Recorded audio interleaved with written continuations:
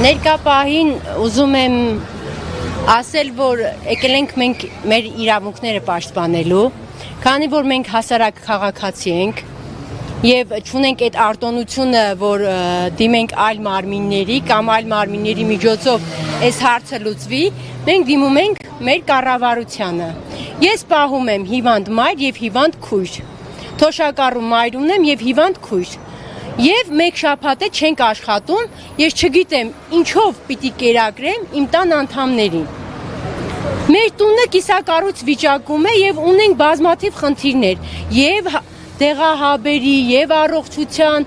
Ես չեմ կարողանում պատկերացնել, թե այս հարցը ոնց պիտի լուծվի։ Խնդրում եմ շուտապույտ լուծել հարցի լուծումը, որ բոլորս աշխատենք, որտեղ առանց աշխատանքի Հայաստան երկրում ապրել հնարավոր չէ։ Կարող եմ ասել այսքանը։ Ձեր պահանջը։ Մեր պահանջն էլ անույնը, բայց դե ես ասեմ, կոնկրետ ես Արցախից եմ եկել, 2 տարի է իրա մոտ աշխատում եմ, ոչ մեր ղեկավարությունից եմ վատ բան տեսել, շատ լավ են ընդունել ինձ, շատ։ Ոչ պարոն Ծառուկյանից։ Մի շաբաթա տունը նստած, ով պիտի էս մեր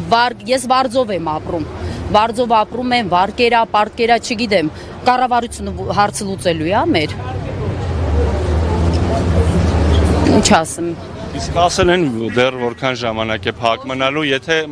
երկար տևի, ինչ եք անելու։ Ոչ մի բան չեն ասել, չգիտենք, տեղյակ չենք, ոչ մի բանից։ Մի շաբաթա չի աշխատում, մենք էլ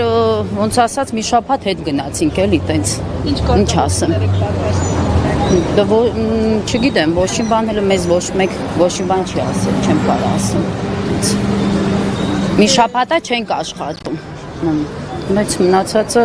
չգիտեմ։ Այսինքն եթե չաշխատեք, վարձը չեք կարող տան։ Ոնց տանք վարձը, ինչով տամ ես վարձը։ Ես ստեղ աշխատում եմ, ստեղով եմ տալիս վարձը։ Այս մարդիկ միջամտել են, ինձ վերցրել են գործի, աշխատում են, բայց դե այդ չի նշանակում, որ ցենց փագեն, չգիտեմ, ինչ անենք։